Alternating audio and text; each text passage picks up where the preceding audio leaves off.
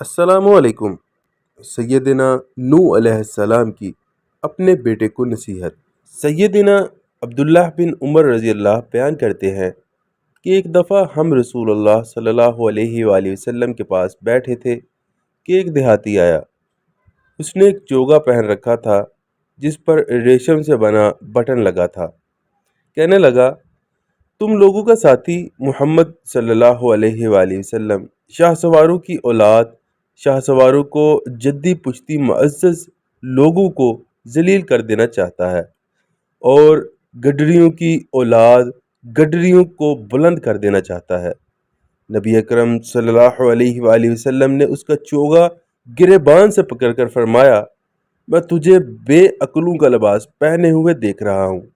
پھر فرمایا، جب سیدنا نوح علیہ السلام کی وفات کا وقت آیا تو انہوں نے اپنے بیٹے سے فرمایا، میں تجھے ایک نصیحت کرتا ہوں، میں تجھے 2 کام کرنے کا حکم دیتا ہوں اور 2 کام کرنے سے منع کرتا ہوں۔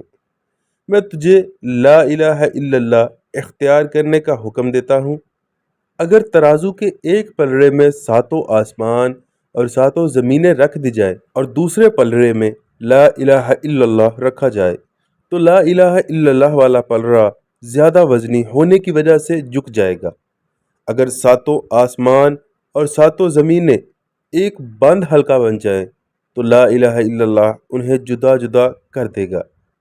اور میں تجھے سبحان اللہ و بحمدہ پڑھنے کا حکم دیتا ہوں، کیونکہ یہ ہر مخلوق کی تسبیح ہے اور اسی کی برکت سے مخلوق کو رزق ملتا ہے، اور میں تجھے شرک اور تکبر سے منع کرتا ہوں۔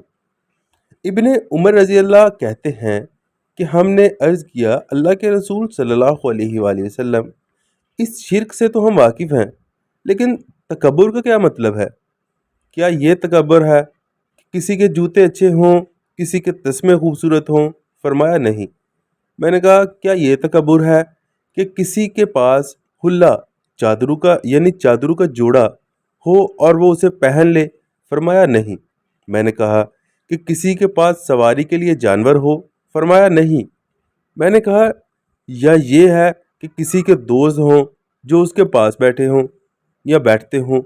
فرمایا نہیں۔ میں نے عرض کیا، اللہ کے رسول صلی اللہ علیہ وآلہ وسلم، پھر تکبر ہوتا کیا ہے؟ تو آپ صلی اللہ علیہ وآلہ وسلم نے فرمایا، تکبر یہ ہے کہ حق کا انکار کرنا، تکبر یہ ہے کہ حق کا انکار کرنا اور لوگوں کو حقیر جاننا۔ مزید ایسی ویڈیوز دیکھنے کے لیے ہمارے چینل کو سبسکرائب کرنا مت بھولیے۔